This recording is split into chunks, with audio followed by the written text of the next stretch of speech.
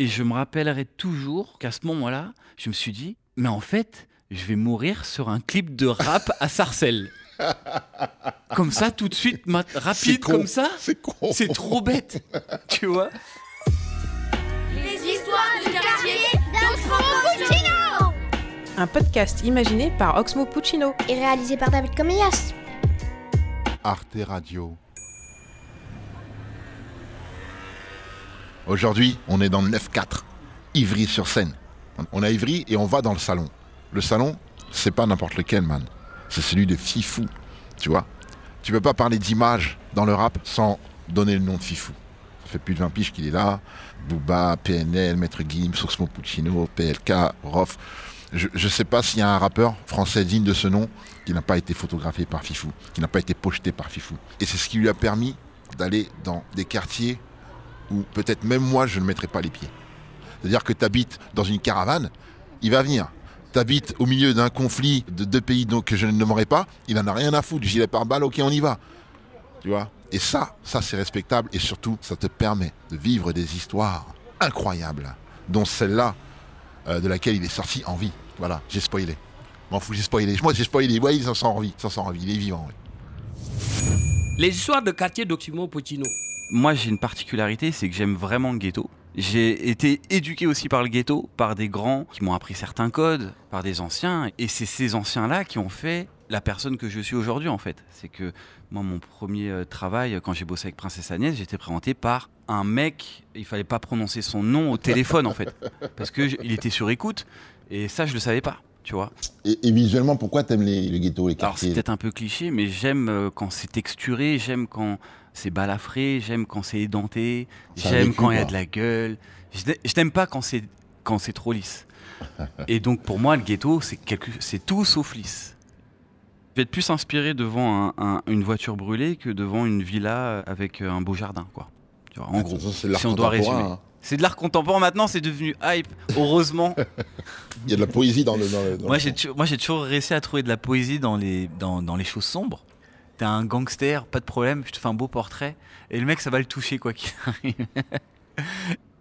En fait, moi, j'étais le petit jeune proche des bandes, parce que j'étais très proche des requins juniors. À un moment donné, la plupart des requins, ils faisaient la sécu de Joestar et d'NTM. Donc moi, tous les jeudis soirs, j'étais chez Joey, à Porte de Saint-Ouen, à voir des choses incroyables, parce que c'était un sound system fou de voir Joestar arriver avec Béatrice Dalle, avec des araignées, à 2h du mat, avec des migales partout, tout ça. Donc moi, jeune de 18 ans, ouais, c'était Euro Disney pour moi.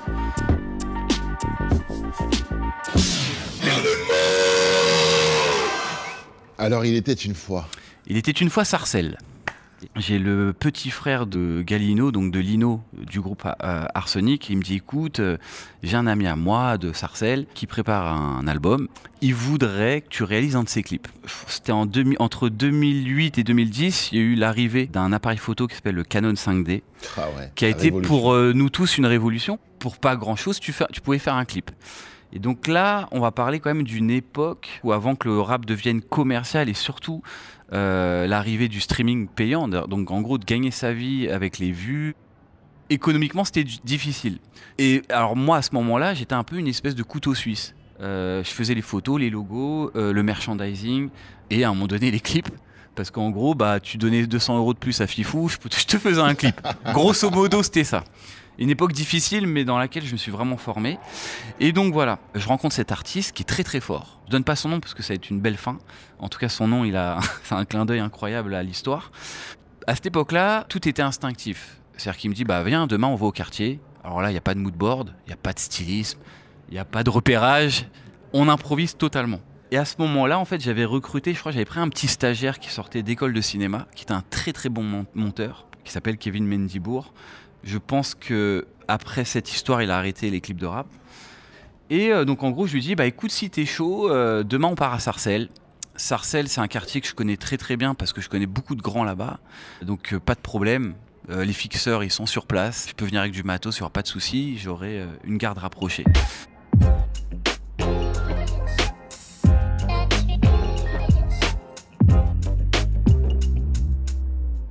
Donc on y va le matin, 10h, le mec il est là à 10h. Formidable, tout se passe bien, beau soleil. On se retrouve sur un rooftop d'un bâtiment de Sarcelles, lumière de malade. Je commence à prendre mon pied. C'est-à-dire que même le petit Kevin, il me dit « Oh là là, le gars il dégage à l'image, ça rappe sec ». Et donc on avait un horizon dégagé sur tout Paris, sur toute la région parisienne en fait. C'est-à-dire que c'était un panoramique de... une vue en 360. On finit ce plan-là.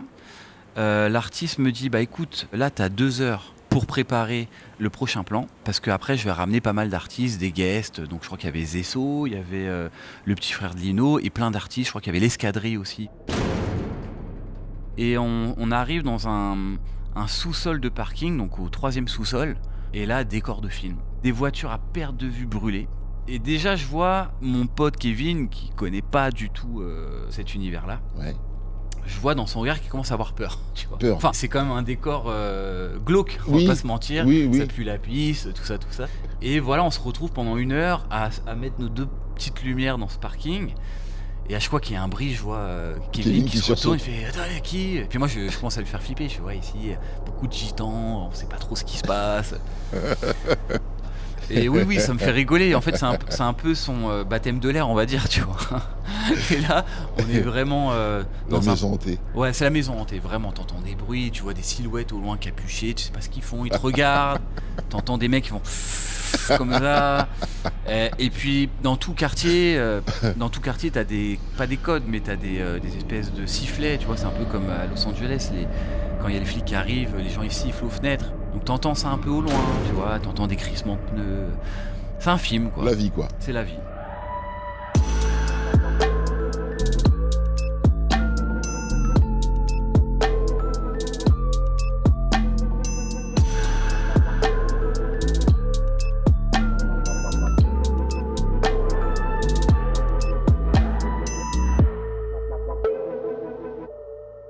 Et là, tu tournes la tête 1 heure après, d'un coup, et ça c'est ce que je trouve magique, tu vois 100 personnes arriver.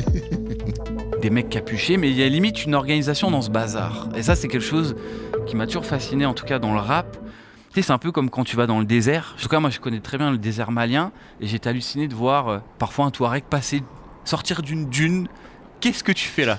Bah, honnêtement... Ou des fois, tu prends le car et le chauffeur s'arrête au milieu de nulle part. C'est ça. Et la personne, elle descend du car et puis elle s'en va en marchant. Et tu ne sauras jamais où elle va parce que tu ne vois rien à l'horizon. Bah, le rap, c'est pareil pour moi. T'as ce côté magique de l'instant T. Donc, il y a tous ces gars qui arrivent. Et là, moi, généralement, c'est là où je me sens le plus à l'aise. Je dis aux gens comment se placer.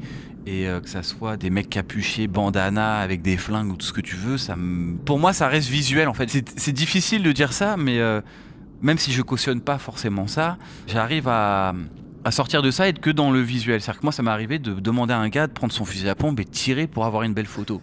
Tu sais, ça m'est arrivé aussi de prendre en photo des escortes ou des prostituées. Bah, j'ai arrivé à oublier ça en fait. Tu vois, c'est comme potentiellement, je sais pas moi, un reporter de guerre, même s'il faut pas faire la comparaison par rapport au rap et tout, mais un reporter de guerre, je pense qu'à un moment donné, il arrive à oublier la tragédie qui l'entoure pour montrer des choses, quoi. Enfin, donc tous ces artistes arrivent et tous se mettent autour d'une voiture brûlée. Et je sais pas pourquoi, et ça c'est de ma faute, parce que tout ce qui est arrivé après, c'est quand même ma faute. À un moment donné, je dis à l'artiste, mais écoute, ça serait peut-être intéressant qu'à un moment donné, tu rappes et que tu commences à brûler la voiture. Il faut savoir qu'on est dans un parking souterrain, donc en gros t'as à peine 2 mètres de hauteur, donc je me rends pas compte que ça peut être vraiment dangereux ce que je demande. Moi je veux juste faire du visuel encore une fois. Et bon, bah là on est quand même dans la street, et les mecs de la street, il y en a aucun qui m'a dit mais non c'est trop dangereux. Donc on commence le couplet, et là donc il brûle l'épave, donc c'était déjà une voiture brûlée, hein. Enfin c'était une carcasse vide. Ouais. On arrête le plan au bout d'1 minute. Parce que commence un brasier, mais vraiment spectaculaire. C'est-à-dire que je m'y attendais vraiment pas. Et ça fait du bruit en fait, les flammes. Et on entend on commence à sentir des crépitements. Et je vois pour le coup tous ses potes commencer à flipper, à partir en courant. Okay. Et donc là, gros stress, vraiment gros stress. Et en fait, ce que je trouve impressionnant, moi j'ai jamais vécu d'incendie, c'est mon premier incendie. C'est qu'en gros, t'as vraiment la fumée toxique qui est montée au plafond, donc tu as une espèce de fumée noire opaque. Okay. Et tu la vois à vue d'œil arriver jusqu'au sol en fait, c'est-à-dire que tu te retrouves dans le noir direct. Et là, t'entends des cris au loin. Et donc là, tout le monde part. Et moi, je pars. C'est-à-dire qu'on arrive à se débrouiller. Et on arrive à tous se mettre dans des voitures. Parce qu'on est vraiment beaucoup. Hein. Donc moi, je me retrouve dans une voiture avec Tequila, justement, le petit frère de Lino. Et on commence à partir. Et en fait, encore une fois, je fais une connerie. Je regarde par la fenêtre. Donc je vois ce brasier immense. Et tu vois les flammes qui commencent à aller sur les autres voitures. Ouais. Mais je me dis, mais merde, il y a mon matos. Bordel. Tu vois. Donc j'arrête la voiture. Et je leur fais, les gars, attendez-moi, je vais chercher le matos. Et là, autour de vous, il y a du feu. Il y a du feu partout, surtout de la fumée, des pétards, des pneus qui explosent. Ça fait du bruit un incendie, ça fait beaucoup de bruit.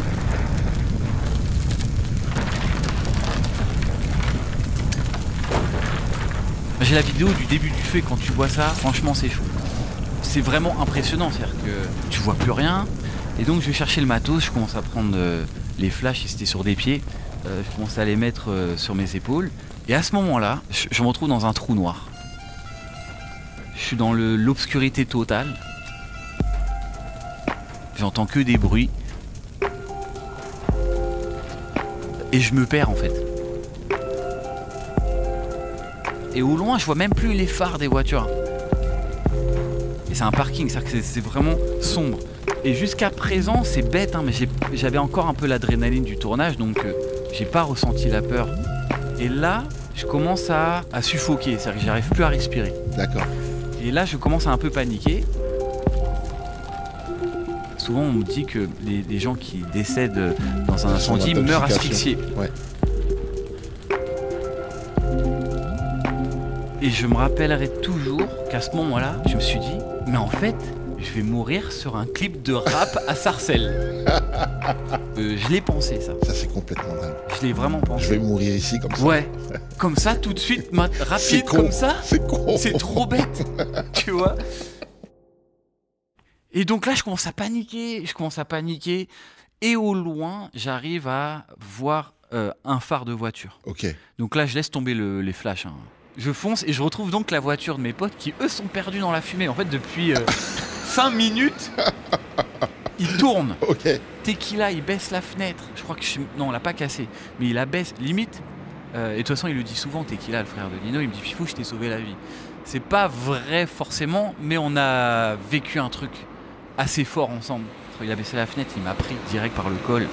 Parce qu'il est vraiment costaud et moi pas trop costaud, donc c'était rapide de me mettre en boule dans la voiture.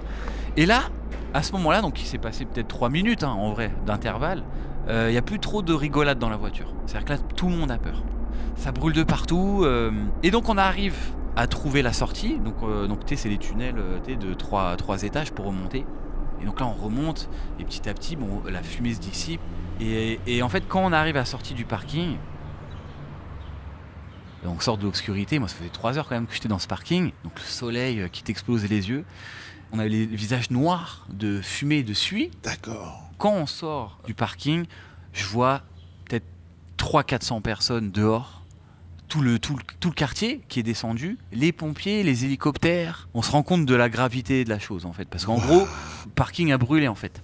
Tu vois ? C'était déjà des voitures brûlées. Des voitures brûlées, mais après les murs ont brûlé et ça a commencé à se propager. C'était pas un brasier partout, mais en tout cas ça s'est propagé partout. Je cherche Kevin, je le vois en boule dans la rue, tout noir, en pleurs. Et c'était hardcore, vraiment lui ça l'a traumatisé, vraiment chaud. Et là moi j'ai des grands du quartier de Sarcelles qui m'appellent.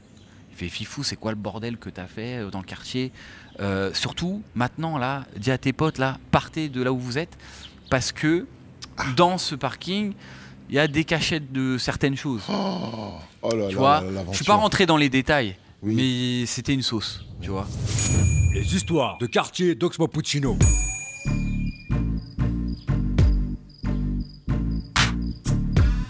À partir de là, nous on se barre. Parce qu'on a peur, parce que les policiers, parce que... Enfin voilà, ça commence à être chaud.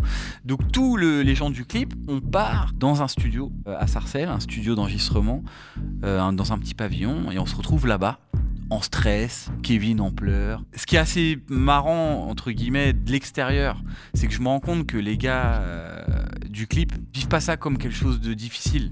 C'est-à-dire que limite, on réfléchit au plan d'après Ouais. pour le clip. Ah oui, il voulait enchaîner. Oui, le c'est ça. Il tournage. me dit, bah ouais, il veut le rentabiliser. Donc le mec, il me dit, bon, écoute, on attend que ça se calme et tout, mais après, viens, on va tourner tout ça. À ce moment-là, je tourne la tête, je regarde Kevin. Kevin me fait, je veux rentrer chez moi. Je veux plus tourner, je veux plus cadrer. S'il te plaît, je te paye. Enfin, je pars. Et alors là, second rebondissement, on voit l'artiste un peu blême au téléphone. Je lui dis alors, ça s'est calmé l'incendie, ils ont réussi à éteindre. Il fait non, il y a toujours l'incendie, les pompiers sont en train de l'éteindre, mais il y a un autre problème encore plus grave, c'est qu'il y a une personne coincée dans le feu. Il y a un habitant de 60 ans qui est resté coincé dans les flammes. Donc là, très chaud. Homicide involontaire, à un moment donné, ça commence à être difficile en fait, si jamais on arrive à ça. Ouais. Et on commence tous à Ouais. se projeter sur ça. On part Donc, sur la tragédie, Kevin, alors lui, il est par terre. Il me dit, je vais faire de la prison, il faut que j'appelle mes parents, tu vois. Moi, je commence à avoir peur, donc je me projette un peu. J'appelle mon ex de l'époque. Je lui dis, écoute, je sais pas vraiment si je rentre tout à l'heure. Au final, pour accélérer, pour pas faire créer trop de suspense, cet homme, il s'en sort. Grâce à la solidarité de beaucoup de jeunes du quartier. C'est-à-dire qu'en gros, il a rampé, il a réussi à passer à un endroit. Quand il est sorti dans les égouts, donc tous les jeunes du quartier l'aspergeaient d'eau pour pas qu'il est trop chaud, tout ça. Ah ouais, d'accord. Et ils l'ont tous sorti de là. En tout cas, le gars, il a été sauvé. Le feu a été éteint. Donc au final, il y a peut-être 2-3 voitures qui ont été brûlées. Avec le recul... Et vous avez pas été poursuivi, tout ça? Non, bah alors, grande chance. Je pense qu'il n'y avait pas beaucoup de poucaves.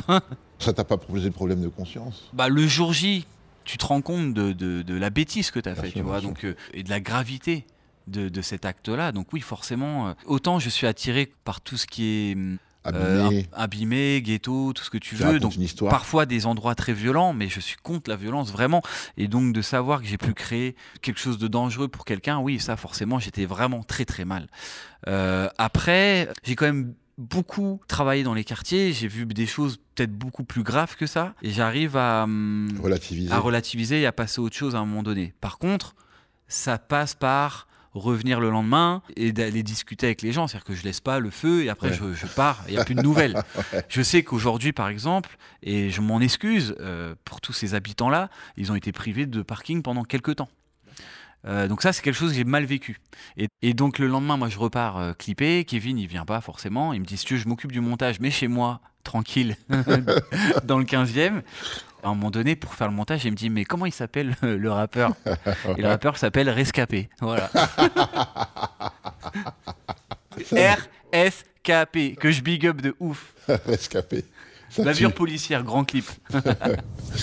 L'histoire de quartier d'Oxmo Puccino. Encore l'exemple d'une journée dans les quartiers où tout est possible en fait. Et toi, Ox, moi c'est quelque chose, je me suis toujours posé cette question. Est-ce que tu t'es déjà retrouvé dans une situation dans laquelle tu as ressenti vraiment de la peur? Ou tu as vraiment eu peur pour toi? Moi, c'était des tirs. C'était au milieu d'une fusillade. T'es dans les escaliers, les coups de feu ils se rapprochent et tu te dis putain, je vais mourir ici quoi. Je vais mourir comme ça ici, putain.